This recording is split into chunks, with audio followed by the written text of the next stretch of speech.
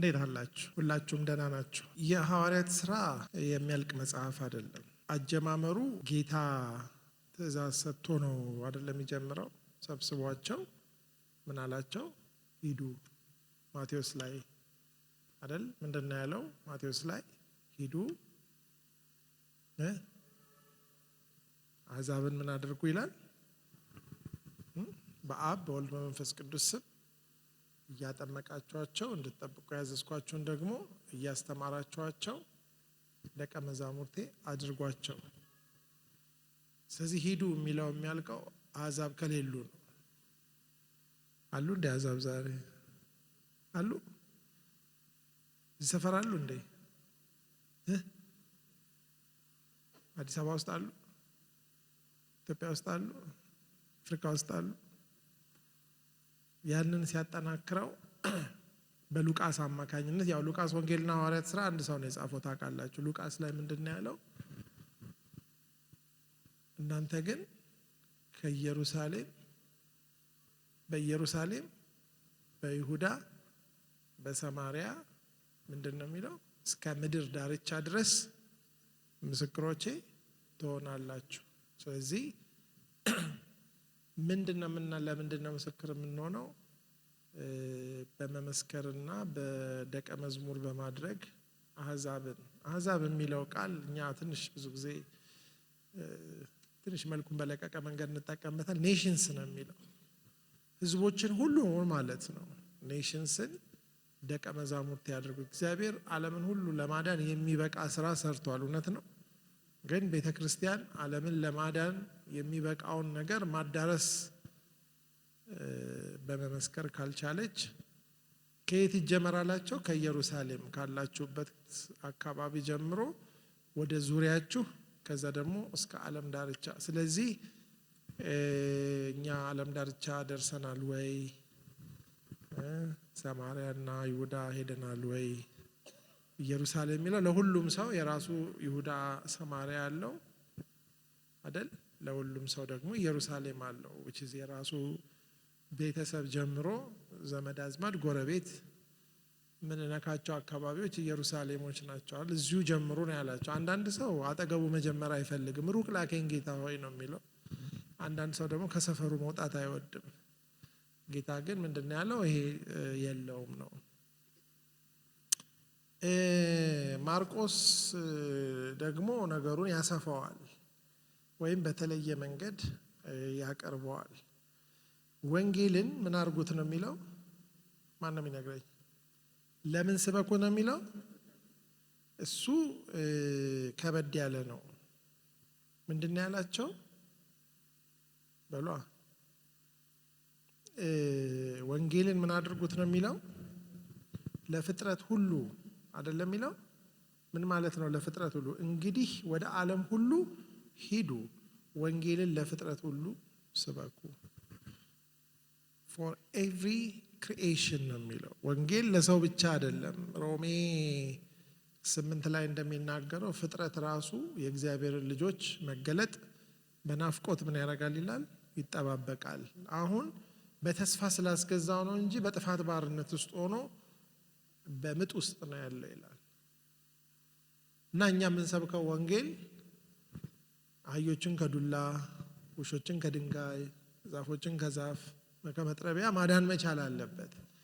አሁን እኛ እዚህ ግቢ በትክክል ለፍጥረት ወንጌል ሰብከናል ቢባል ግቢው ይናገራል ማለት ነው። ግልጽ ነው ሀሳቡ አይደል? ኩሽና ውስጥ ያሉ ብረት ድስቶች ወንጌል ከተሰበከላቸው በጣም በንጽህና ተይዘው በጥሩ ቦታ ተቀምጠዋል። ግን እያንዳንዱ በትክክል ያልተያዘ እቃ ሁሉ በምጥ ውስጥ በምንድን ነው ያለው? በሏ በምጥ ውስጥ ነው ያለው። እና አሁን የኛ መኖር ለፍጥረት ረፍት ነው ወይንስ ምጥ ነው? እና ወደ ዓለም ሁሉ እየሄዳችሁ ፍጥረትንም አሳርፉ የሚል መልእክት አለው። መሬትን በምድር ላይ የተፈጠሩ ፍጥረታት ሁሉ የወንጌል ተጠቃሚዎች መሆን በሏ አለባቸው። እውነት ነው። እንደሱ ነው። ዮሐንስ ደግሞ በጣም ለየት አድርጎ ያቀርበዋል። በጌታ ለጴጥሮስ ምን አለው? በጣም ትወደኛለህ ወይ ብሎ አዎ ሲለው እስቲ ጥሩ መዝሙር ዘምርልኝ አለው። እንዴ ብሎ ስበክልኝም ምንድነው ያለው? ግልገሎቼን ጠቦቶቼን እና በጎቼን ጠብቅ ተንከባከብ የሚል ነው። ስለዚህ እነኚህ ስራዎች እስካሉ ድረስ የሐዋርያት ስራ ምን ያደርጋል?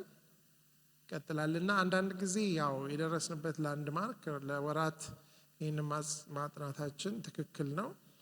ግን በአራቱም ወንጌላውያን ወይም በአራቱም ወንጌሎች ላይ እንደምናየው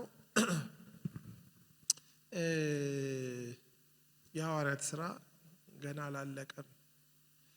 የሐዋርያት ስራ የሚያልቀው ጌታ የተሰጠን ትእዛዝ ተፈጽሞ አለቀ ሲባል ነው። ልክ ጌታ በምድር ላይ ተፈጸመ ያለው አብ የሰጠውን ስራ ሁሉ ስለፈጸመ ነው አይደለ? ምን ይላል? በምድር ላይ የሰጠኸኝን ስራ ሁሉ ፈጽሜ በሏ ምን አረኩ? አሁን እዚህ ውስጥ እንደዚህ ማለት የሚችል ሰው አለ? በምድር ላይ የሰጠኸኝን ስራ ሁሉ ይቻላል። ታሪ ደርሳል እዛ አካባቢ። ስለዚህ ምን ማድረግ አለብን? ጳውሎስ እንደሚለው መፍጠን ይጠበቅብናል። ከዚህ ሐዋርያት ስራን አሁን ያጠና ነው፣ ገና ልንሰራበት ነው። ገና ብዙ የሚጠናለው። የሚገርመው ነገር መጽሐፍ ቅዱሳችሁን የመጨረሻው የሐዋርያት ስራ ምዕራፍ ላይ አውጥታችሁ ስታዩት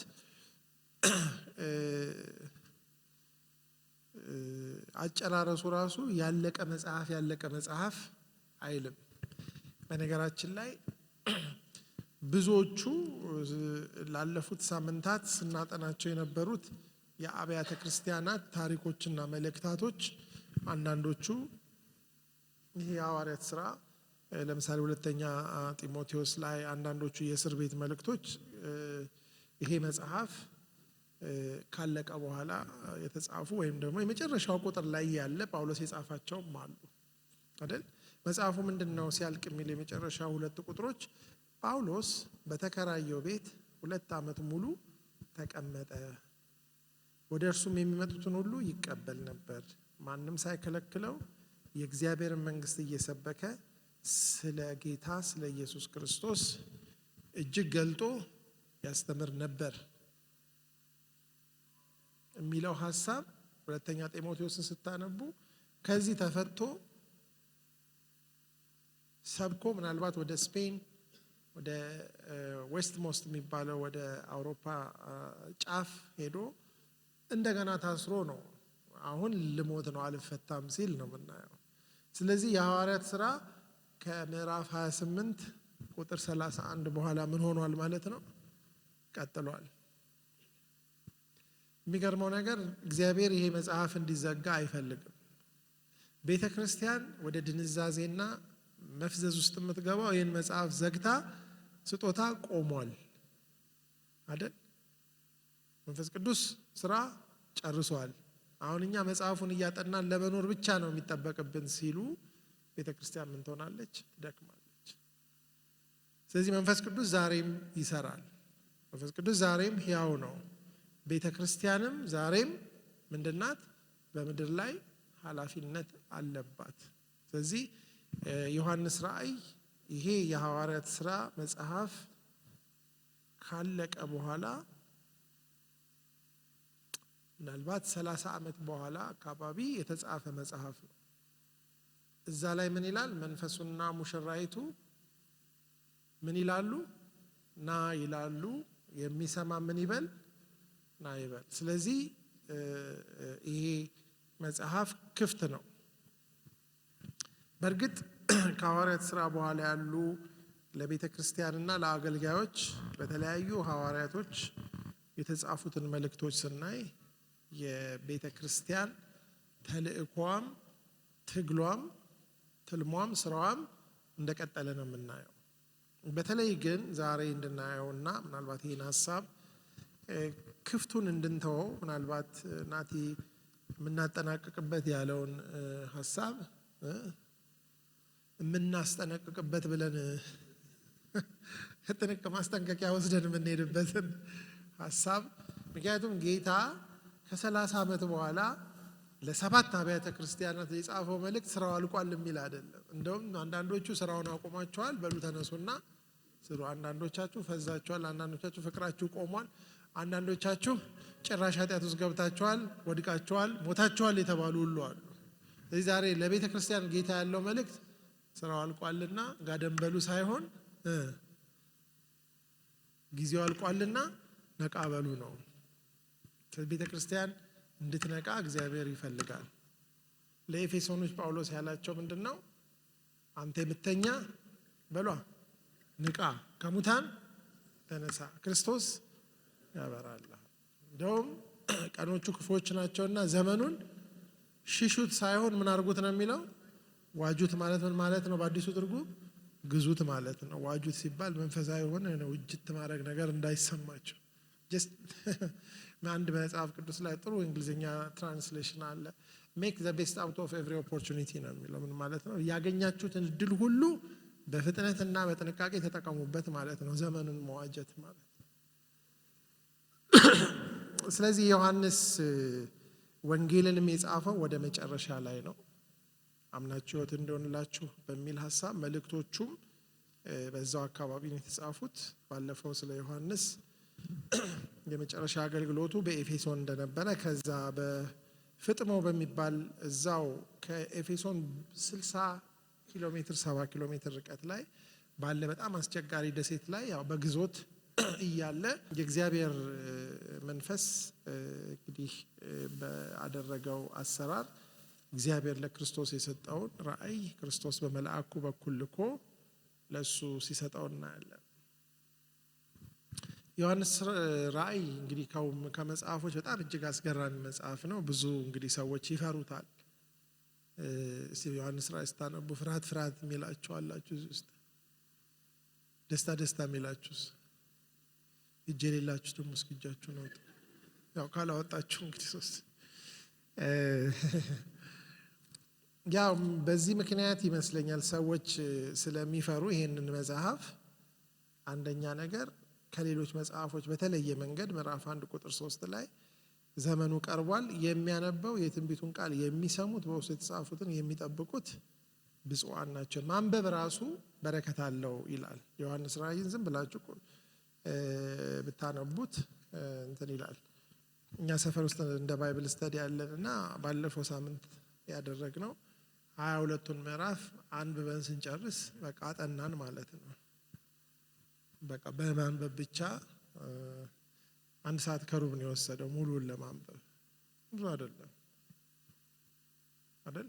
ስለዚህ በዚህ የዮሐንስ ራእይ መጽሐፍ ላይ የመጀመሪያው ምዕራፍ ዮሐንስ የገባበት መከራው የነበሩበት ፈተና በጣም ጥልቅ ስለነበረ በግዞት እዚህ ደሴት ላይ ያለ የመጀመሪያ ነገር ጌታ ያደረገው ነገር ጌታ በሙሉ ክብሩና ኃይሉ ተገለጠለት፣ አይቶት በማያውቀው መንገድ።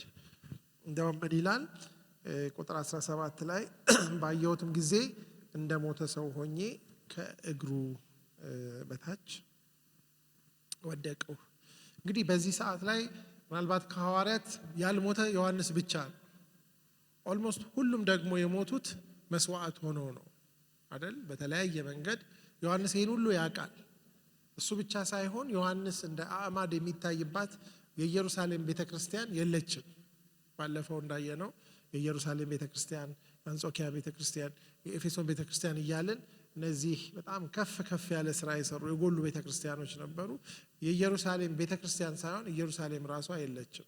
በ70 ዓመተ ምህረት ላይ ይሄ መጽሐፍ ከመጻፉ 20 ወይም 20 ምናምን ዓመታት ቀደም ብሎ ኢየሩሳሌም በ1948 እንደገና እስራኤል እስክትመሰረት ድረስ እንግዲህ የእስራኤል ግዛት አገር የሚባል የለም። ኢየሩሳሌምንም አፍርሰዋት ነበረ ሮሞች።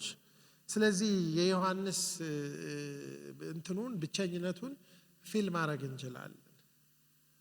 እና እድሜውም ምናልባት በጣም በእርጅና እድሜው ነው ያለው፣ በ80ዎቹ ወይ ምናልባት በ90ዎቹም እድሜ ውስጥ ሊሆን ይችላል። እና በግዞት ደግሞ ለብቻው ነው ያለው። እና ይሄ መጽሐፍ በተጻፈበት ጊዜ ዶሚሽያን የሚባል ምናልባት ከኔሮ ቀጥሎ በጣም ከፍተኛ መከራን በክርስቲያኖች ላይ ያደረሰ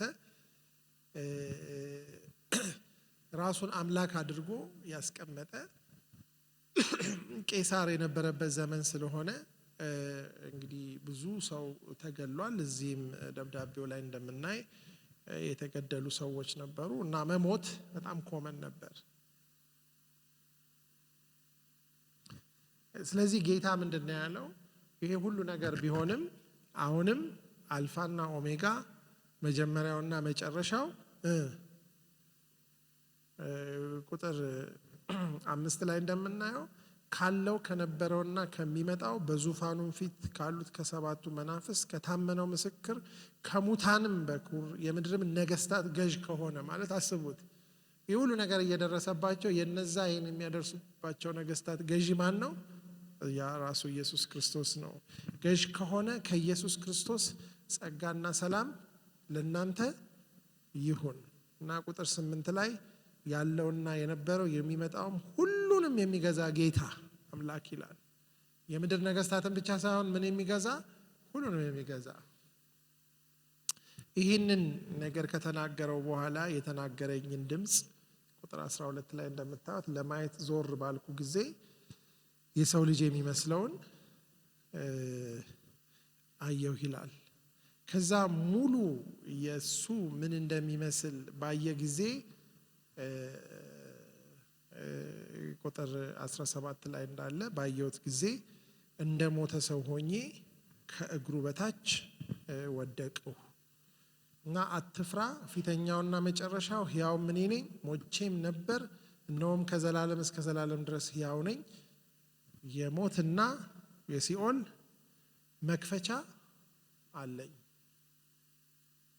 ስለዚህ እንደዚህ አይነት ኢንካውንተር ወይም ሪኢንካውንተር ልንለው እንችላለን። ጌታ እንደገና ለዚህ ሰው መገለጡ አስፈላጊ ነበር። ዩክን ኢማጂን በዛ ሁኔታ ውስጥ ሆኖ እንደዚህ አይነት ጌታ ሲገለጥለት እና እንደምታዩት ከዚህ በኋላ ጌታ ከተገለጠለት በኋላ አስጎብኚ ተመደበለት፣ አንድ መልአክ። እንደውም ዮሐንስ ያየው ነገር በጣም ኦቨርዌልሚንግ እና በጣም አስገራሚ ስለሆነ አንድ ሁለቴ ተሳስቶ ለመስገድ ሲሞክር መልአኩ ራሱ እንዳታደርገው ተጠንቀቅ፣ እኔ ከአንተ ጋራ የእርሱ ባሪያ ነኝና ለእግዚአብሔር ስገድ ይለዋል። ዮሐንስ ይህን በጭንቅላቱ ስለማያውቅ አይደለም፣ ግን ኢንካውንተሩና ኤክስፒሪየንሱ በጣም ያየው ነገር እንደምታውቁት ከነበረበት ጊዜ ጀምሮ እስከ መጨረሻው የዓለም ማጠናቀቂያ ድረስ ያለውን ማየት you can imagine። እንግዲህ ስለ ዮሐንስ ራእይ ለመናገር አይደለም ይህንን ባክግራውንድ የምሰጣችሁ። ይህንን ነገር ለዮሐንስ ካሳየ በኋላ ጌታ ቅድሚያ የሰጠው ምዕራፍ 4 ላይ ከዚህ በኋላ ያለውን ለማየት ወደዚህ ና ብሎ ፊውቸሩን ከማሳየቱ በፊት የጌታ ፕራይመሪ ኮንሰርኑ ቤተ ክርስቲያን ነበረች። ስለዚህ 7 አብያተ ክርስቲያናትን ለሰባቱ አብያተ ክርስቲያናት 7 መቅረዞች የሚለው እነዚህ 7ቱ አብያተ ክርስቲያናት ናቸው የሚለው በእነሱ መካከል የሚመላለሰው የነሱ ደግሞ መላእክቶች ወይም መልእክተኞች የሚባሉትን the angels of those churches ማለት ነው። እነሱን ደግሞ በእጁ የያዘው ነው የሚለው በሱ ቁጥጥር ስር ወይም ደሱ የሚሰሩትን ይሄ ታላቅ ጌታ ለነኚህ ለ7 አብያተ ክርስቲያናት ምን ይሆን አለ? መልእክት አለኝ አለ። አክቹአሊ ከጌታ በቀጥታ የተላከ ደብዳቤ ይሄ ነው። ሌሎቹ ሐዋርያት ጌታ ተናግሯቸው የጻፉት፣ ይሄ ግን ዲክቴሽን ነው። እንዲህ ብለህ ጻፍ እያለ ጌታ ለአብያተ ክርስቲያናት የተናገረው መልእክት ነው። እና አንዳንድ ጊዜ እነዚህን አብያተ ክርስቲያናቶች ስታዩ ምናልባት ከኤፌሶን ውጪ እኛ አናቃቸው። ምናልባት ሎዶቅያ ቆላሴስ ላይ ሜንሽን ሆናለች። የቆላሴስ መልእክት ሲጻፍ ይሄንንም ሎዶቅያዎች ያንብቡት፣ የሎዶቅያ የተጻፈውንም አንብቡ ብሏቸዋል። ከዛ ውጪ ምናልባት ቲያጥሮን የምትባለዋን ቤተክርስቲያን ሊዲያ የምትባለው ሴት የቲያጥሮን ከተማ ሰው ስለሆነች ስሙን እናስታውሳለን። ከዛ ውጪ እነዚህ አብያተ ክርስቲያናት እንደ አንጾኪያ፣ እንደ ኤፌሶን እና እንደ ኢየሩሳሌም እንዲሁም እንደ ሌሎቹ እነ ጳውሎስ ብዙ ጊዜ እንዳጠፉባቸው የታወቁ አብያተ ክርስቲያናት አይደሉም። ምናልባትም አሁን ዌስተርን ተርኪ የሚባለው የቱርክ ምዕራባዊ ክፍል ላይ ያሉ በጣም ብዙ ርቀት ላይ ያልሆኑ ዮሐንስም ከዛ ከምዕራባዊ የቱርክ ጠረፍ እንዳልኳቸው 67 ኪሎ ሜትር ላይ ያለች ደሴት ላይ ነው ያለው። እነዚህ አብያተ ክርስቲያናት እንደ ሴሚ ሰርክል ሰርተው አንዱ እንደዚህ የተደረደሩ ናቸው። እርስ በርስም ብዙ ሩቅ አይደሉ። በጣም ትልልቅ አብያተ ክርስቲያናትም አይደሉ እና ለኢየሩሳሌም፣ ለአንጾኪያ፣ ለሌሎቹ ትላልቅ አብያተ ክርስቲያናት የሮሜ ቤተክርስቲያን በጣም ትልቅ ናት። ሌሎችም እንደዚሁ ሊጠሩ የሚችሉ በገላትያ እና በተለያየ ስፍራ ያሉ አብያተ ክርስቲያናት አሉ። አንዱ ሁሌ የሚጠየቀው ጥያቄ ለምንድን ነው ጌታ እነዚህን 7 አብያተ ክርስቲያናት የመረጠው? ኦፍ ኮርስ ዮሐንስ ራእይ በብዙ 7ቶች የተሞላ ነው እና እነዚህን ደብዳቤዎች ከጻፈ በኋላ አንደኛው አስገራሚ ነገር ለየራሳቸው ስጣቸው አይደለም፣ የሰባቱንም ሰባቱም ያነባሉ። በአንድ በኩል ግልጽ ደብዳቤ ነው። ምን ማለት ነው? የሰባቱን ጉዳይ ሰባቱንም ምን ያደርጋቸዋል? ይመለከታቸዋል። ሁለተኛው ነገር ይሄ ደብዳቤ ለነሱ ብቻ አልቀረም፣ እኛ ጋም ደርሷል። ምናልባት በዛን ጊዜ የነበሩት ቤተክርስቲያናት ሁሉ ገላትያዎችም ያነቡታል ይሄን። ስለዚህ በሰባቱ አማካኝነት የተጻፈ ለሰባቱ የተጻፈ ግን በሰባቱ አማካኝነት ምናልባት ለሁሉም ነው። ምናልባት ለሁሉም ነው ለምን ያስብላል ሲባል በእያንዳንዱ ደብዳቤ መጨረሻ ላይ አንድ የሚደጋገም ሐሳብ አለ። ይሄ ሐሳብ ምንድነው? ለምሳሌ ለኤፌሶን ተጽፎ ቁጥር 7 ላይ፣ ለሰርምኔስ ተጻፎ ቁጥር 11 ላይ እያለ ለሁሉም በተጻፈው ደብዳቤ ላይ ማየት ትችላላችሁ። ምን የሚል ቃል አለ? መንፈስ ለአብያተ ክርስቲያናት የሚለውን ጆሮ ያለው ምን ያድርግ? ይስማ። ስለዚህ ጆሮ ላለው ሁሉ ነው የተጻፈው እና እስቲ ሁላችሁም ጆሮአችሁን ንኩት። ምናልባት ይህ መልእክት የሚመለከታችሁ መሆኑን ለማወቅ አንድ ካላችሁ ይበቃል፣ ጆሮችም አያስፈልግም። እናንተ ደግሞ ከአንድ በላይ ስላላችሁ ይህንን መንፈስ የሚለውን ነገር ማን ይስማ ነው የሚለው? በሏ። እኛን ታዲያ እንዴት ነው መስማት ያቃተን? ስለዚህ ጌታ ሐዋርያት ሥራ እንዲቆም አለመፈለጉን የምታውቁት በቤተ ክርስቲያን ጉዳይ ላይ ምን ያህል ዲቴይል እንደሚያውቅ እናየዋለን። ስለዚህ እነዚህ 7 አብያተ ክርስቲያናት እንደ ፕሮቶታይፕ ሁሉን እንደሚወክሉ በራሱ ጥበብ መርጦ በተለያየ ሁኔታ ውስጥ ያሉ አብያተ ክርስቲያናትን ይጽፋል። ስለዚህ ቦሌ ቃለ ሕይወት የኤፌሶንንም፣ የሰርምኔስንም፣ የጴርጋሞንንም፣ የቲያጥሮንንም፣ የፊላደልፊያንም የሁሉንም ጉዳይ ምን ማድረግ አለባት? መስማት አለባት።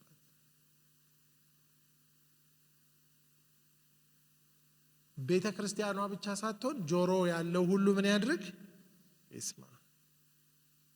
አንዱ ይሄ ነው በጣም አስገራሚ ነገር። ሌላው በጣም አስገራሚ ነገር መጽሐፍ ቅዱስንና የቤተ ክርስቲያንን ታሪክ ያጠኑ ሰዎች ሲያዩት እነኚህ 7 አብያተ ክርስቲያናት በዚሁ አደረዳደራቸው ያላቸው ባህሪያት በሚጠናበት ጊዜ በታሪክ ውስጥ በተለያየ ዘመን የምትመጣውን የቤተ ክርስቲያንን ባህሪ ቅድመ ማስጠንቀቂያ ነው። የመጀመሪያይቱ ቤተ ክርስቲያን የኤፌሶንን ትመስላለች። ሁለተኛይቱ ደግሞ በጣም ብዙ መከራ የተቀበለች የሰርምኔስን ትመስላለች። ሶስተኛይቱ ቤተ ክርስቲያን ደግሞ ምናልባት የመጀመሪያይቱ 100 ዓመት አካባቢ የነበረችው ሐዋርያት በጣም ይታገሉ ነበረ እውነትን።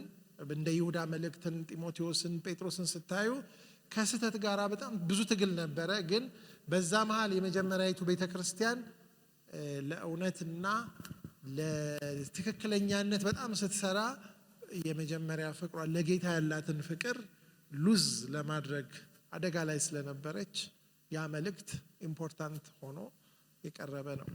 ሁለተኛይቱ ቤተ ክርስቲያን በጣም የመከራ የድህነት የነበረው ቀጥሎ ያለውን 200 ዓመት ጊዜ የሚያሳይ ሲሆን ከዛ ቀጥሎ ግን ያለው የጴርጋሞን አይነት ባህሪ ያላት፣ በኋላ ትንሽ ጊዜ ካለን እናየዋለን።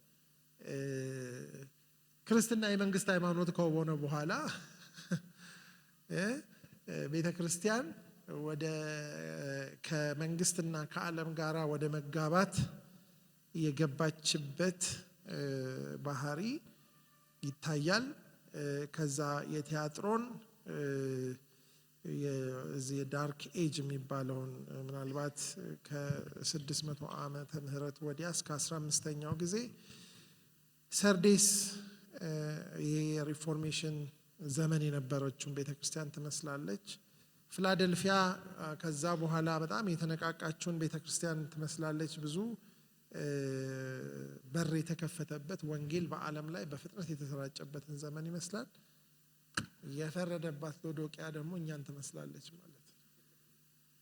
ስለዚህ ሎዶቅያን ስናነብ በጣም በአጽንኦት ማንበብ አለብን። ለምን? ለብ ያለ ዘመን ላይ ስላለን ፍቅር ከብዙዎች ይቀዘቅዛል ብሎ በመጨረሻው ዘመንም ጌታ ስለተናገረ ይሄ ማስጠንቀቂያ የተነገረው እንዲህ ትሆናላችሁና እንደ ፍጥርጥራችሁ ለማለት ሳይሆን ነው በደጅ ቆሜ ምን አደርጋለሁ አንኳኳለሁ የሚለው ሀሳብ ስላለ ነው። ስለዚህ አንደኛው የጌታ ይሄ የዮሐንስ ራእይ ይባል እንጂ የኢየሱስ ክርስቶስ ራእይ ነው የሚለው አይደለ? እዚህ መጽሐፉ ላይ አይታችሁት ከሆነ ሲጀምር መጽሐፉ ቶሎ ይሆን ዘንድ የሚገባውን ነገር ቁጥር 1 ላይ ምዕራፍ 1 ለባሪያዎቹ ያሳይ ዘንድ እግዚአብሔር ለኢየሱስ ክርስቶስ የሰጠው በእርሱም የተገለጠው ይህ ነው። ኢየሱስን በመልአኩ ልኮ ለዮሐንስ አመለከተ እያለ ይናገራል። ስለዚህ እግዚአብሔር ለኢየሱስ የሰጠው የክርስቶስ ኢየሱስ እግዚአብሔር ለሱ የሰጠው በመላእክቱ በኩል ለባሪያው ለዮሐንስ ያመለከተው የሚል ሐሳብ አለ። ስለዚህ እነዚህን አብያተ ክርስቲያናት እንትናቸውንም ስታዩ ኤፌሶን ብሎ ቲያጥሮን እንደዚህ ነው፣ መደዳ ነው የተደረደሩት፣ ራንደምም አይደለም። ልክ እንደዚህ የተደረደሩ ናቸው።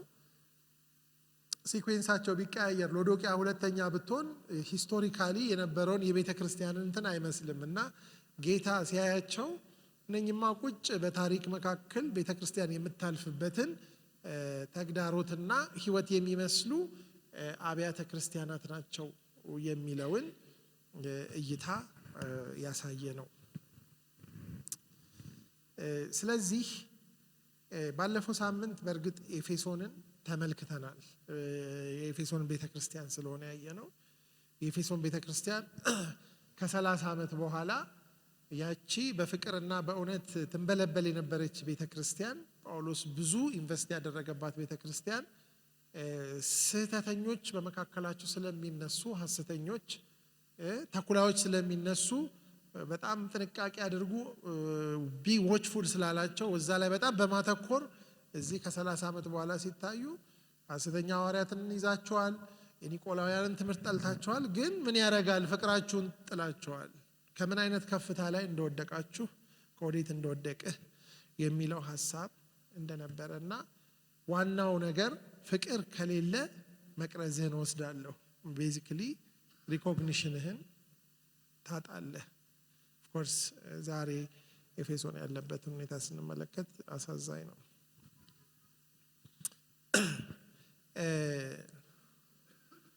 እንግዲህ እነዚህን 7 አብያተ ክርስቲያናት በዲቴይል ለማየት ጊዜያችንም አይበቃም።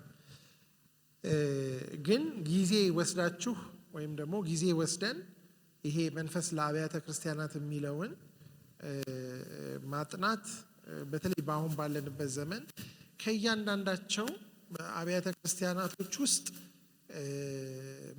መማር እንዳለብን እናያለን።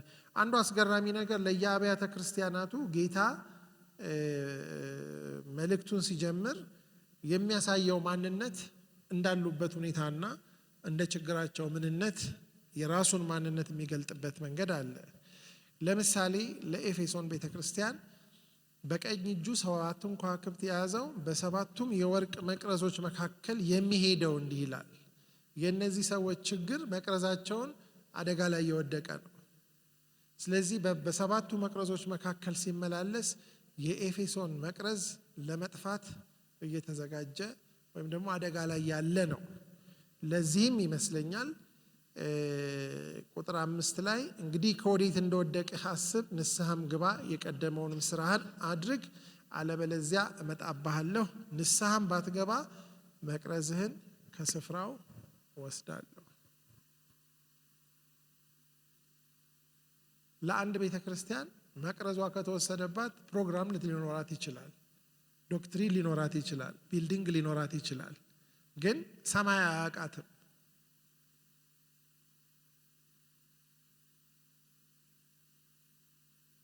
እና እዚህ ቦታ ላይ የሚለው ይሄንን ነው። ወደ ሰርምኔስ ስንሄድ ለነሱ የሚያሳያቸው ማንነቱ ሞቶ የነበረው ሕያውም የሆነው ፊተኛውና መጨረሻው እንዲህ ይላል። ከመሞትና ከመነሳት አንጻር ያለውን ነገር ያሳያቸዋል። እነዚህ ሰዎች በጣም በትልቅ መከራ ውስጥ እያለፉ ያሉ ናቸው። ስለዚህ መከራህን ብሎ ነው የሚጀምረው። ድህነትህን አውቃለሁ፣ ነገር ግን ባለጠጋ ነህ። የሰይጣን ማህበር ናቸው እንጂ አይሁድ ሳይሆኑ አይሁድ ነን የሚሉትን የሚሳደቡትን ስድብ አውቃለሁ። ልትቀበል ያለህን መከራ አትፍራ። እነሆ እንድትፈተኑ ዲያብሎስ ከእናንተ አንዳንዶቻችሁን በወህኒ ሊያስገባችኋለሁ። 10 ቀንም መከራን ትቀበላላችሁ። እስከ ሞት ድረስ የታመንክ ሁን፣ ሕይወትንም አክሊል እሰጥሃለሁ እያለ ይቀጥላል። ድል የነሳው በሁለተኛው ሞት ምን አያረግም? አይጎዳም ይላል። ስለዚህ እዚህ ቦታ ላይ የሚናገረው ጌታ ምንድን ነው? ድህነትንና መከራን በምታልፍ ቤተ ክርስቲያን ውስጥ ያለውን ችግር ያያል። ግን የሚገርመው ለሱ ደግሞ እነዚህ ሰዎች ባለጠጋ ናቸው እና ሊቀበሉት ያለ ብዙ መከራ አለ። ዲያብሎስ ሊፈትናቸው ፐርሰናሊ የተዘጋጀባቸው ሰዎች ወይንም አብያተ ቤተ ክርስቲያን ናት እና እነሱ ያለባቸውን ነገር ሲያዩና ጌታ ደግሞ በእነሱ ያለውን ምናልባት ከሰባቱ አብያተ ክርስቲያናት ምንም ነቀፋ የሌለባት አንዷ ቤተ ክርስቲያን ይችላል። አስቡ፣ ደሃ ናቸው፣ በመከራ ውስጥ ነው የሚያልፉት፣ ብዙ ስድብ አለባቸው ከውጭ ካሉ ሰዎች። ጌታ ግን ምንም ነቀፋ ምንም ችግር አላየባቸው።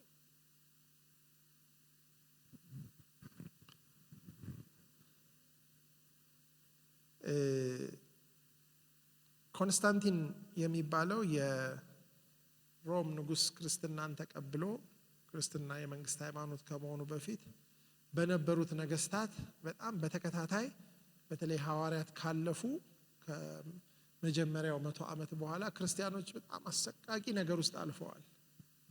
ለአውሬ ይሰጡ ነበር። እንደ ሰው አይደለም የሚቆጠሩት። አንዳንድ ሰዎች ይሄ 10 ቀን የሚለውን መከራ ያሳዩቸውን የ10 ነገስታትን ዘመን የሚያሳይ ሲምቦሊክ ነው ይላሉ።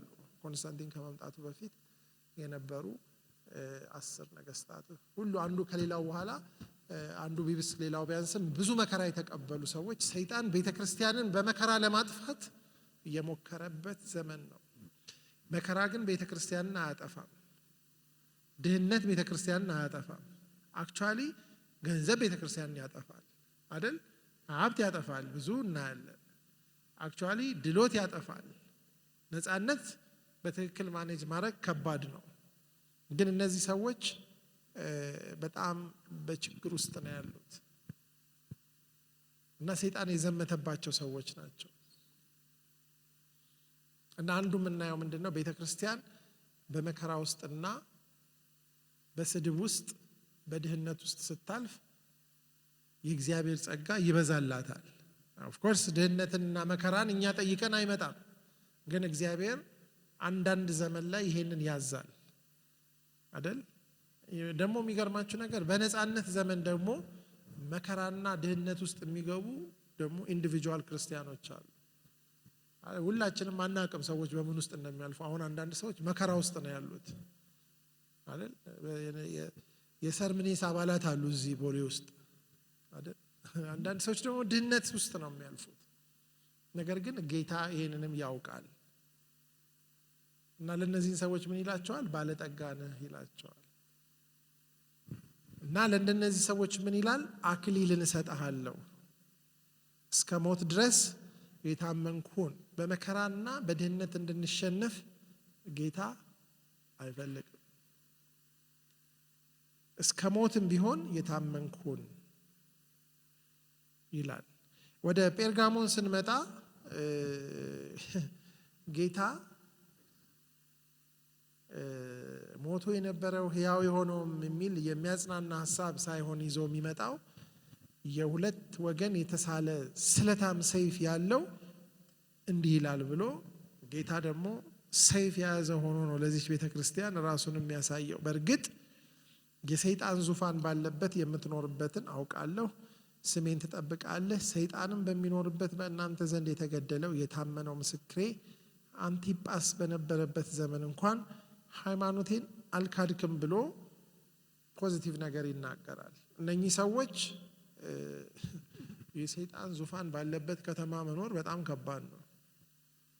ይሄ ከተማ ትልልቅ ጣዖታት ያሉበት፣ ምናልባት ከሌሎቹ ከተሞች ይልቅ አለማምለክ የጣዖታትንና የሰይጣንን እንትን አለመቀበል ዋጋ የሚያስከፍልበት ዘመን ነው፣ ስፍራ ነው። በተለይ ዚውስ የሚባል በጣም ትልቅ ጣዖት በዛ በነበረው ግሪኮ ሮማን ኢምፓየር ውስጥ ትልቁ የመጨረሻው አምላክ የሚባለው በዚህ ከተማ ነው ትልቁ መቅደስ ያለው። ግን እነዚህ ሰዎች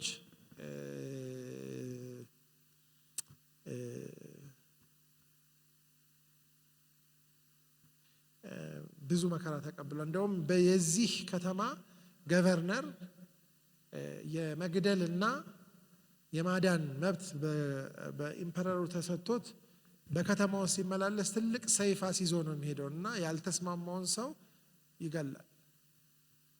አንቲጳስም ምናልባት በሕይወቱ ምስክርነት ምክንያት ቻሌንጅ ሆኖ በአደባባይ የተገደለ ሰው ነው። ስለዚህ ጌታ ምን ይላል? የከተማው ገቨርነር ከያዘው ሰይፍ በላይ እኔ አለኝ ነው የሚለው። ጌታ ሲገለጥ ለነዚህ ሰዎች ዳሩ ግን ይላል፣ ዳሩ ግን ለጣዖት የታረደው እንዲበሉና እንዲሴስኑ በእስራኤል ልጆች ፊት ማሰናከያ ሊያኖርባቸው ባላቅን ያስተማረ የበለዓም ትምህርትን የሚጠብቁ በዚያ ካንተ ጋር ስላሉ የምነቅፍብህ ጥቂት ነገር አለኝ። እንዲሁም የኒቆላውያንን ትምህርት እንደዚህ የሚጠብቁ ሰዎች ከአንተ ጋር ደግሞ አሉ። እንግዲህ ንስሐ ግባ፣ አለዚያ ፈጥኜ እመጣብሃለሁ፣ በአፌም ሰይፍ እዋጋቸዋለሁ ይላል።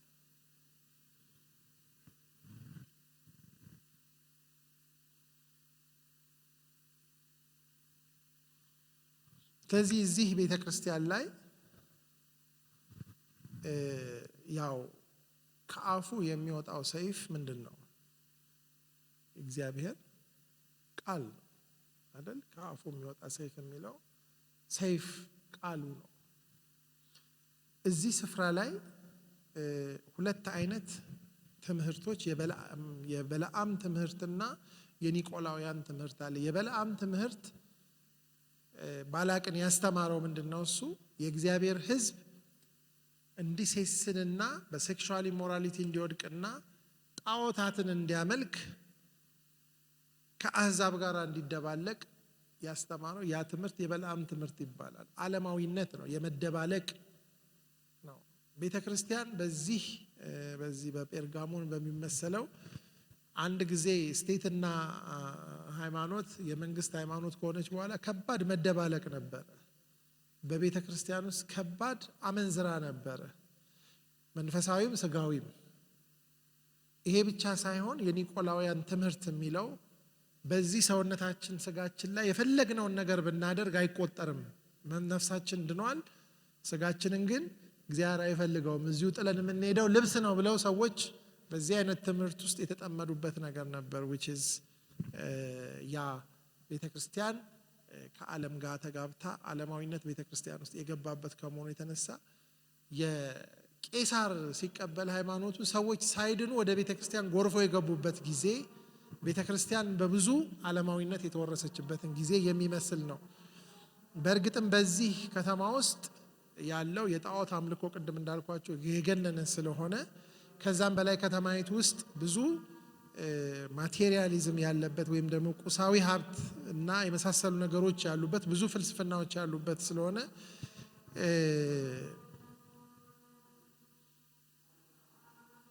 ሰይጣን ዙፋኑን ከዘረጋ ዩ ካን ኤክስፔክት ብዙ ነገሮች እንደሚሆኑ እና ጌታ ይሄን አልተቀበለም። ይሄንን ቃል ይሄንን ትምህርት ንስሐ ግቡ፣ እኔ ደግሞ በሰይፌ ምን አረጋቸዋለሁ? እዋጋቸዋለሁ። የእግዚአብሔር ቃል ነው መድኃኒቱ የስህተት ትምህርትና አሰራር ሁሉ። ስለዚህ ጌታ ይሄንን ተስፋ ይሰጣል።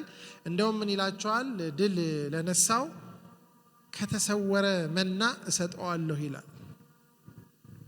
ምን ማለት ነው? መና ምግብ ነው። መንፈሳዊ መና ማለት መንፈሳዊ ጌታ ያንን በጣም የሚያስቀና ትምህርት ነው። የኒቆላውያን ፍልስፍናና የበለዓም ትምህርትን የሚያከሽፍ መና እሰጣለሁ ይላል። እና ዛሬ ቤተ ክርስቲያን መና ያስፈልጋታል።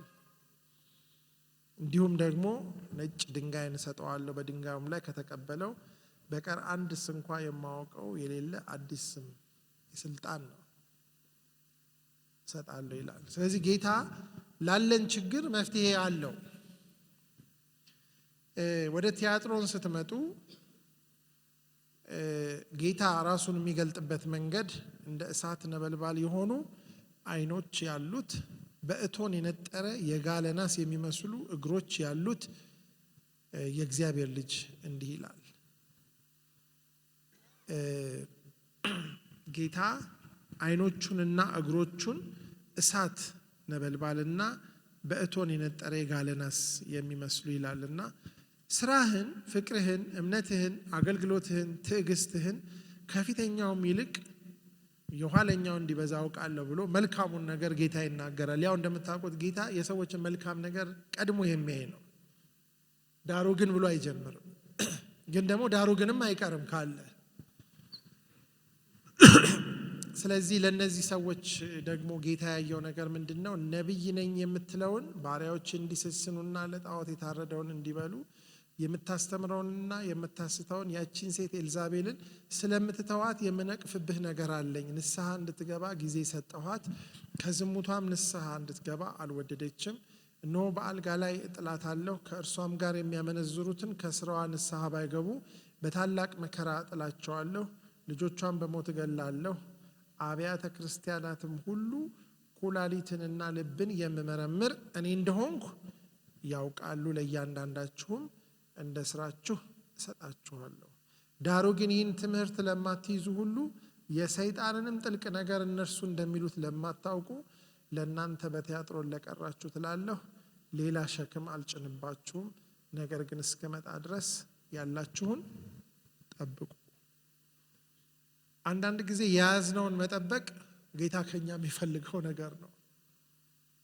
እዚህ ቦታ ላይ እንግዲህ ይሄ ኤልዛቤል የሚለው በዛን ጊዜ በዛች ቤተ ክርስቲያን ውስጥ ፊዚካሊ ያለች የሐሰት ነቢይ የሆነች ሴት ትሁን ወይንም ደግሞ በአክዓብ ዘመን የነበረችውን ኤልዛቤልን መንፈስ የያዘች ሴት ትሁን ብዙ ጊዜ እንትን የለም። ግን በአንድ ሰው ምክንያት በዚች ቤተ ክርስቲያን ውስጥ ብዙ መመረዝ ተፈጥሯል። እና እዚህ ቦታ ላይ የሚደረገው ነገር ምንድነው? መሴሰንና ለጣዖት የታረደውን እንዲበሉ የምታስተምረውን ይላል። ቅድም ካልነው ጋራ ተመሳሳይ ችግር ነው።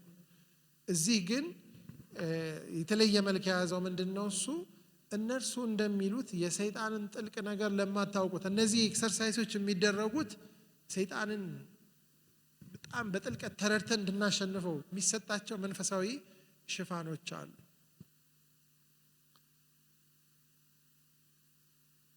ጌታ ደግሞ የሚለካው በምንድን ነው? እናንተ ጥልቅ ነገሩን ማወቅ አይጠበቅባችሁም። የሰይጣንን እሱ አይደለም። እግዚአብሔር ስለ እግዚአብሔር እንድናውቅ ነው እንጂ የሚፈልገው ስለምን እንድናውቅ አይደለም፣ ስለ ሰይጣን። አሁን አንዳንድ ቦታ ላይ በጣም አንሄልዚ የሆኑ ኢንተርስቶች ይፈጠራሉ ስለ ሰይጣን። አክቹዋሊ የሰዎች ስፒሪቹዋልነት የሚለካው በምንድን ነው? የጠላትን አሰራር በመረድ ነው። የእግዚአብሔርን አሰራር በማወቅ ነው የሰው መንፈሳዊነት የሚለካው። እነዚህ ነገሮች ምን ይፈጥራሉ? አንሄልዚ የሆኑ ኢንተርስቶችን ብቻ ሳይሆን አንሄልዚ የሆኑ ላይፍ ስታይሎችም ይፈጠራሉ። በዚህ አይነት ነገር የሚሳቡና የሚወሰዱ ሰዎች ሳያስቡት አንዳንድ ፕራክቲሶች ውስጥ ይገባሉ። እዚህ ቦታ ያሉ ሰዎች በእንግዲህ ባሪያዎችን እንዲሰሱና ለጣዖት የታረደውን እንዲበሉ የምታስተምረውና የምታስተውን ያቺን ሴት ኤልዛቤልን ስለምትተዋት የሚል ሐሳብ አለ። የምነቅፍብህ ነገር አለኝ ይላል። ስለምትተዋት የሚለው አንዳንድ ጊዜ ሰዎች በጣም ሃይፐር ስፒሪቹዋል ሲሆኑ ኢንቲሚዴትድ ትሆናላችሁ። ግን ምንድነው ማድረግ ያለብን? ሁለት ነገር ነው። አንደኛ በእግዚአብሔር ቃል ሰዎች መፈተሽ አለባቸው፣ እንደ እግዚአብሔር ቃል መሆኑ አይደል? አስተምህሮ የምታስተምረውን ይላል። ሁለተኛ ደግሞ ለጣዖት የተሰዋውን እንዲበሉና እንዲሴስኑ የሚለው ደግሞ የህይወት ሚዛን ደግሞ አለ። ሰዎች ሁሉ ጊዜ በግምት ሳይሆን እንትን የምንለው በእግዚአብሔር ስታንዳርድ እንደ እግዚአብሔር ቃል ባለ አስተምህሮና እንደ እግዚአብሔር ቃል ባለ አኗኗር ማንም አገልጋይም ቢሆን ይለካል። እንደ እግዚአብሔር ቃል የሆነ አስተምህሮ ወይንም ደግሞ አኗኗር ከሌለ ምን ይላል? መተው አያስፈልግም። ያንን ነገር ምንም አይነት ጥልቅ ነገር፣ ጥልቅ እውቀት፣ ጥልቅ ልምምድ የሚመስል ነገር እንደዛ አይነት ሰዎች ቢያሳዩም እንደ እግዚአብሔር ቃል ፌል አድርገዋል። ዛሬውን በቤተ ክርስቲያን ውስጥ በጣም በሚገርም ሁኔታ ከልምምድና ሰዎች ከሚናገሩት ትላልቅ ከሚመስሉ እውቀቶች የተነሳ እያየን ብዙ ነገሮች እንደ እግዚአብሔር ቃል እንዳልሆኑ እንደውም አልፈው እግዚአብሔርን የሚያሳዝኑ ነገሮች እንደሆኑ እንፈራለን ብዙ ጊዜ። የሚለውም እዚህ ላይ ስለምትተዋት ይላል እና ግን እርሱ ምን ይላል? ከዚህ ስራ ንስሐ ባይገቡ በታላቅ መከራ እጥላቸዋለሁ፣ ልጆቿንም በሞት እገድላለሁ። በዚህ ምክንያት አብያተ ክርስቲያናት ሁሉ ኩላሊትንና ልብን የምመረምር እኔ እንደሆንኩ ያውቃሉ። እንግዲህ ይሄ በጣም በጨለማው ዘመን ቅድም ካየነው ቤተ ክርስቲያን ከመንግስት ጋር ተቀላቅላ የመንግስት ሃይማኖት ከሆነ በኋላ ክርስትና ከተፈጠረው ዓለማዊነት በኋላ ረዘም ያለ ጊዜ ምናልባትም 1000 ዓመት የሚሆን ከባድ ጨለማ ውስጥ ቤተ ክርስቲያን ገብታ ነበር። ቤተ ክርስቲያን ኦልሞስት ብዙ ኦከልት ውስጥ፣ ጥንቆላ ውስጥ፣ ዓለማዊነት ውስጥ ብዙ ነገሮች ቤተ ክርስቲያን እንዲያውም ማሳደድ ውስጥ፣ ሰዎችን መከራ ማሳየት፣ መግደል፣ ማቃጠል ውስጥ ሁሉ ገብታ ነበር። ቤተ ክርስቲያን ያላት ኦቶሪቲ ወደ ምን አልፎ ነበር? ወደ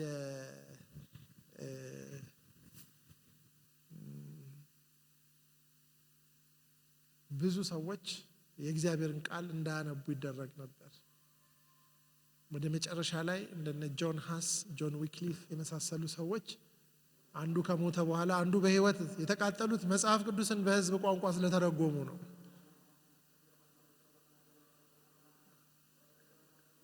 ግን ቤተክርስቲያን የገባችበት ዓለማዊነት በትክክለኛው የእግዚአብሔር ቃል ቢታይ አስደንጋጭ ነው።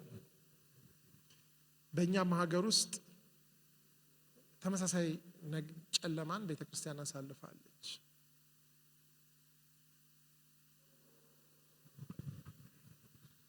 እና እዚህ ጋር ኤልዛቤልን ስለምትተዋት የሚለው ቃል ያ ነገር ሌጂቲሜሲ አግኝቶ በቤተ ክርስቲያን ውስጥ የሚሰጥ ትምህርትና ልምምድ ሆኖ ቅድስና፣ እግዚአብሔርን መፍራት፣ እግዚአብሔርን መውደድ ጭራሽ የሚያስነቅፍ የሚሆንበት ጊዜ ደርሷል። ስለዚህ ይሄ ጊዜ በጣም አስቸጋሪ ጊዜ ነው። ለዚህ ነው ሌላ ሸክም አልጨምርብህም የሚለው እና በዚህ ዘመን ላይ ወይም በእንደዚህ አይነት ቤተ ክርስቲያን ውስጥ የሰይጣንን ጥልቅ ነገር ማወቅ ኳሊፊኬሽን ሆኖ ይገባል።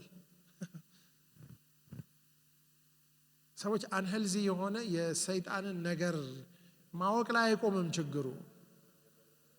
ቀን ቤተ ክርስቲያን እያገለገሉ ሌሊት የሌላውን ዓለም ኤክስፕሎር የማድረግ ነገር ያው በዓለምም ላይ በአገራችንም በጣም ብዙ ታሪኮችና በጣም ብዙ ነገሮች አሁንም አሉ፣ ግን በጣም ደግሞ የገነኑበት ዘመን ነበር። ስለዚህ ምንድነው የሚለው ጌታ? ሌላ ሸክም አልጨምርባችሁም፣ እስከመጣ ድረስ ያላችሁን ጠብቁ። በዚህ ጊዜ ያለን ይዞ መቆየት ህይወትም ሊያስከፍል ይችላል። ድል ለነሳውና እስከ መጨረሻው እስራኤል ለጠበቀው እኔ ደግሞ ከአባቴ እንደተቀበልኩ በአሕዛብ ላይ ስልጣን እንሰጠዋለሁ። በብረት በትር ይገዛቸዋል፣ እንደ ሸክላም ዕቃ ይቀጠቅጣቸዋል፣ የንጋትንም ኮከብ እሰጠዋለሁ ይላል። የሰይጣንን ጥልቅ ነገር ማወቅ ሳይሆን የእግዚአብሔርን ጥልቅ ነገር ማወቅ ነው ኃይል። አንድ ጊዜ አማኑኤል አሞጽ የሚል አንድ ምስክርነት በጣም በሰፊው እዚህ አገር እንግዲህ በጣም ወጣት የሆናችሁ አልደረሳችሁበትም ተለቆ ሰዎች እንሽላሊትና እንቁራሪት ባዩ ቁጥር እንኳን ይሄ ነገር እያሉ ብዙ በቃ ያ ነገር በጣም የሰይጣን በጣም እንግዲህ ከጥልቅ አሰራር ነፃ የወጣ ሰው ታሪክ ነው ናይጄሪያ ውስጥ። እና ግን የብዙ ሰዎችን ፈሪ ያደረገ ብዙ ሰዎችን ጋድ ኮንሺየስ ከማድረግ በጣም ዲመን ኮንሺየስ ወይም አጋንንታዊ ህልውናን እንትን ያደረገ ነውና ብዙ ሰዎች አንዳንድ ጊዜ ስለ ጌታ ጥልቅ ነገር ከሚመሰክሩ ይልቅ ከጥንቆላው ዓለም የመጣ በጣም አስገራሚ ምስክርነት ሲባል የቤት ሊሞላ ይችላል። ታውቃላችሁ ምንድነው? ሰዎች ላይ እንደዚህ አይነት ችግር ድካም አለ። ቤተክርስቲያን ይሄን ነገር ማደፋፈር ይለባት። ግን ድል ለነሳው እስከ መጨረሻው የኔን ስራዬን ለጠበቀው እኔ በአሕዛብ ላይ ስልጣን ሰጠዋለሁ። በብረት በትር ይገዛቸዋል፣ እንደ ሸክላ ይቀጠቀጣሉ፣ የንጋት ኮከብ። ምንድነው? ብዙ ጊዜ ስለ ሰይጣን ጥልቅ ነገር ማወቅ፣ ብዙ ትሪኮችን መረዳት፣ የኦከልት ነገሮች ውስጥ ቀስ እያሉ ትራፕድ እየሆኑ እየገቡ አንዳንድ ሰዎች አሁን ክርስቲያንም ሆነው ወደ አስትሮሎጂ ወደ ዮጋ አንዳንድ ሌሎች ደግሞ በሙቪም በተለያየ ነገር ውስጥ ብዙ ክርስቲያኖች ትራፕድ ይሆናሉ። በጣም የሚገርመው ነገር ትልቁ የመጀመሪያ ውድቀት ምንድነው? ወደ እንደዚህ አይነት ነገሮች ሰዎች እየገቡ ሲመጡ ጸሎት ያቆማሉ፣ የመንፈሳዊ ኢንተረስት እያቆሙ ይመጣሉ፣ በብዙ እስራት ውስጥ ይቀባሉ። ቀስ ብሎ ምንድነው ይሄ ነገር ሰዎችን ወደ ኃጢአት መንገድ ይዞ ይሄዳል። የሰይጣንን ነገር በማወቅ መንፈሳዊ ኃይለኝነት አይፈጠርም። መንፈሳዊ ኃይለኝነት የሚፈጠረው የእግዚአብሔርን ነገር በመረዳት ነው። የእግዚአብሔርን ጥልቅ ነገር በማወቅ ነው። ድል ለነሳው እንደሚለው የንጋትንም ኮከብ እሰጠዋለሁ ይላል። እንግዲህ ወደ ሰርዴስ በምንመጣበት ጊዜ ሰባቱ የእግዚአብሔር መናፍስትና ሰባቱ ከዋክብት ያሉት እንዲህ ይላል። ስራህን አውቃለሁ፣ ሕያው እንደመሆንህ ስም አለህ፣ ሞተሃል። ስራህም በአምላኬ ፊት ፍጹም ሆኖ አላገኘሁትምና የነቃህ ሁን፣ ሊሞቱም ያላቸውን የቀሩትን ነገሮች አጽና። እንግዲህ እንዴት እንደተቀበልክና እንደሰማህ አስብ፣ ጠብቀውም፣ ንስሐም ግባ። እንግዲያስ ባትነቃ እንደ ሌባ እመጣብሃለሁ፣ በማናቸውም ሰዓት እንድመጣ ከቶ አታውቅም። ነገር ግን ልብሳቸውን ያላረከሱ በሰርዴስ ጥቂት ሰዎች ከአንተ ጋር አሉ። የተገባቸውም ስለሆኑ ነጭ ልብስ ለብሰው ከእኔ ጋር ይሄዳሉ።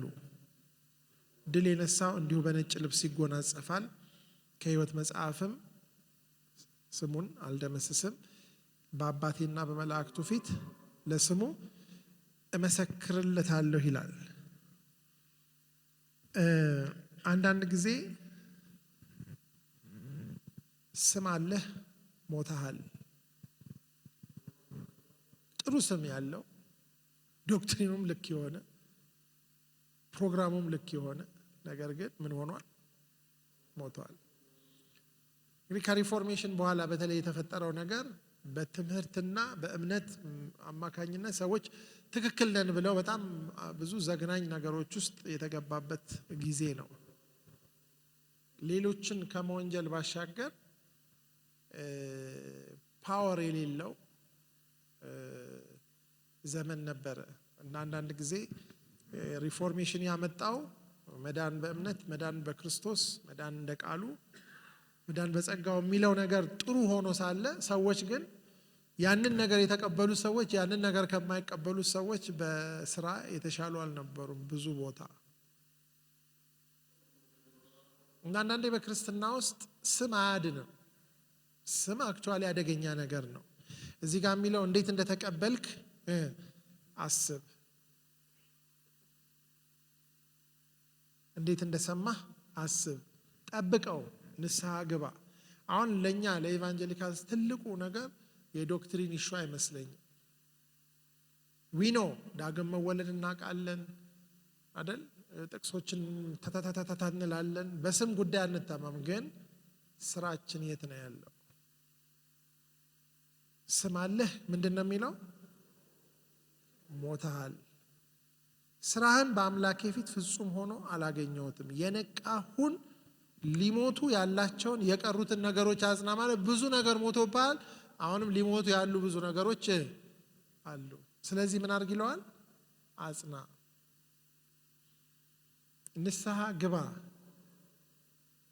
እንዴት እንደሰማህና እንዴት እንደተቀበልክ አስብ። ባትነቃ እንደ ሌባ እመጣብሃለሁ፣ በማናቸውም ሰዓት እንድመጣ ከቶ አታውቅም ይልና ነገር ግን ልብሳቸውን ያላራከሱ በሰርዴት ጥቂት ሰዎች ከአንተ ጋር አሉ፣ የተገባቸው ስለሆኑ ነጭ ልብስ ለብሰው። በዚህ ውስጥ ግን ያንን የሚያምኑትን፣ ያንን የተረዱትን፣ ያንን የተቀበሉትን ትምህርት ይዘው ከጌታ ጋር የሚራመዱ ሰዎች አሉ። ብዙ ሰው ግን ስም ነው ይዞ የሚዞር እና ለዚህ ቤተክርስቲያን የሚሰጠው ምንድን ነው? ጥቂት ጥሩ ሰዎችን እየጠሩ መኖር አይቻልም። ጌታ ለእያንዳንዱ ሰው ህይወትን እንዲኖር ይጠብቃል። ይሄ ዘመን በጣም የሚገራርሙ ሰዎች የተነሱበት፣ የሚገራርሙ መጽሐፍቶችና ስራዎች የተሰሩበት ዘመን ነው። ግን ጥቂት ሰዎች ነበሩ። ማሱ ግን እንደዛ አልነበረም። ዛሬ ቤተ ክርስቲያን ውስጥ እነከሌ አሉ ተብሎ ክርስትና የለም። እነከሌ በነጭ ልብሳቸው በህይወታቸው ከጌታ ጋር ወክ ሲያደርጉ እኛ ምንድነው የምንሆነው? ስለዚህ ዛሬ ሁሉም ሰው እኔ ከነዚህ ጥቂት ሰዎች ውስጥ ነኝ ወይ አይደለሁም ብሎ ማሰብ። ምክንያቱም ኮንሲኩዌንሱ ኃይለኛ ነው። ድል የነሳው እንዲሁ በነጭ ልብስ ይጎናጸፋል ብቻ ሳይሆን ስሙንም ከህይወት መጽሐፍ አልደመስስም፣ በአባቴና በመላእክቱ ፊት መሰክርለታለሁ የሚለው ድል ያልነሳው ወይም ደግሞ ተቃራኒ ቦታ ላይ ያለው ሰው ላይ የሚደርሰውን ነገር ያሳያል። ሁለቱ የመጨረሻ ቸርቾች የሚገርሙ ናቸው። አንደኛው በሁሉ ነገር የተመሰገነ ሲሆን፣ አንዱ ደግሞ በሁሉ ነገር የተነቀፈ፣ ምንም የሚመሰገን የሌለው ሎዶቅያና ምንም ያልተነቀፈ ፊላደልፊያ ነው። እና ጌታ ምንድነው ይሄ የሚያሳየን? ጥሩ ከሆንን አይነቅፍም ጌታ ሰዎችን። አሁን እዚህ ቦታ ላይ የሚነቅፋቸውን ሰዎች ምንድነው የሚለው? የሚያመሰግናቸውን ሰዎች ኃይልህ ምንም ትንሽ ቢሆን ቃሌን ጠብቃለህ። አሁን በጣም የተጋነነ መንፈሳዊ ሕይወት ያላቸው ስለሆኑ አይደለም ነቀፋ ያልተሰጣቸው። በትንሽ ኃይልህ ቃሌን ጠብቀሃል። ስለዚህ የተከፈተ በር እሰጥሃለሁ፣ ሊመጣ ካለው መከራ ጠብቀሃለሁ እና ማንም የማይዘጋውን በር እሰጥሃለሁ፣ ከፈተናው ሰዓት ጠብቀሃለሁ፣ ቶሎ ብዬ እመጣለሁ፣ ማንም አክሊል እንዳይወስብህ ያለህን አጽንተህ ያዝ እያለ ይናገራል።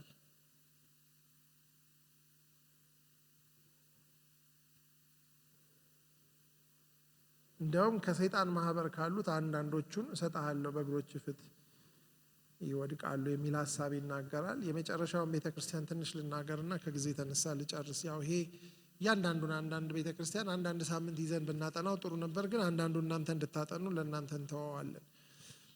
የሎዶቅያን ቤተክርስቲያን ስናይ በራድ ወይንም ትኩስ እንዳይደለህ ስራህን አውቃለሁ። በራድ ወይም ትኩስ ብትሆን መልካም በሆነ ነበር። እንዲሁ ለብ ስላልክ በራድም ወይም ትኩስ ስላልሆንክ ከአፌ ልተፋ ነው። በዚህ በሎዶቅያ አካባቢ አንድ የሚያልፍ ወንዝ አለ። ከላይ ሞቃት ሆኖ ይጀምርና እዛ ሲደርስ ለብ ያለ ውሃ ይሆንና ከዛ ይቀዘቅዛል። ያውቁታል ምን ማለት እንደሆነ እና ያንን ለብ ያለ ውሃ ለእንትን ነው የሚጠቀሙበት። እና ልተፋህ ነው የሚለው ከውስጤ ላወጣህ ነው የሚለው ጠንካራ ቃል ነው። እንዲህ ዝም ብሎ መጥፋት ሳይሆን ወደ ማስታወክ በቃ ላስወግድህ ነው የሚል ነው። ምክንያቱም ሀብታም ነኝ ባለጠጋ ሆኛለሁ አንድስ እንኳ አያስፈልገኝም የምትል ስለሆንክ ምንድን ነው የሚሉት? ሀብታም ነኝ ባለጠጋ ነኝ ምንም ነገር አያስፈልገኝም ትላለህ። ኦኬ የሚሉት ነገር አለ። ግን የሆኑትን ሲናገር ጎስቋላ፣ ምስኪን፣ ደሃ፣ እውር፣ የተራቆትክ ነህ። እና አሁን ጎስቋላ፣ ምስኪን፣ ደሃ፣ የተራቆተና እውር ይለዋል። አሁን እነዚህን 5 ክራይቴሪያ የሚያሟላ ሰው በጣም እየተጀነነ ወይም ደግሞ እያፏጨ ራቁቱን ጉስቁልቁል ብሎ በጣም የመጨረሻ ደሃ እና በጣም በቃ የቆሸሸ ሰው ገብቶ እዚህ ጋር ምን መሆናችሁ ነው ቢል ምንድን ነው የሚሰማችሁ? የሚለው ምንድን ነው? ደሃ፣ ምስኪን፣ ጎስቋላ፣ የተራቆትክ፣ እውር ነህ መሆንን አታውቅም። አለማወቅ ብቻ ደግሞ ሳይሆን ደግሞ ነኝ የምትለው ደግሞ የዚህ ተቃራኒ ነው። ምናልባት ከ7ቱም አብያተ ክርስቲያናት the strongest ውድቀት ውስጥ ያለች ቤተ ክርስቲያን እች ናት። ስለዚህ ጌታ ግን መፍትሄ አለው። ባለጠጋ እንድትሆን በእሳት የነጠረውን ወርቅ ተጎናጽፈም የራቁትህን ኀፍረት እንዳይገለጥ ነጭ ልብስ እንድታይም ዓይኖችን የምትኳለውን ኩል ከእኔ ትገዛ ዘንድ መክርሃለሁ። እኔ የምወዳቸውን ሁሉ ገስጻቸዋለሁ፣ ቅጣቸውም አለሁ። እንግዲህ ቅና፣ ንስሐም ግባ። እነሆ በደጅ ቆሜ አንኳኳለሁ። ማንም ድምፄን ቢሰማ ደጁን ቢከፍትልኝ ወደ እርሱ እገባለሁ፣ ከእርሱም ጋር ራትን እበላለሁ። ፌሎሺፕ። በዛ ፌሎሺፕ ውስጥ ድህነትን የሚያስወግድ ወርቅ፣ የእግዚአብሔር መልካም ስጦታ።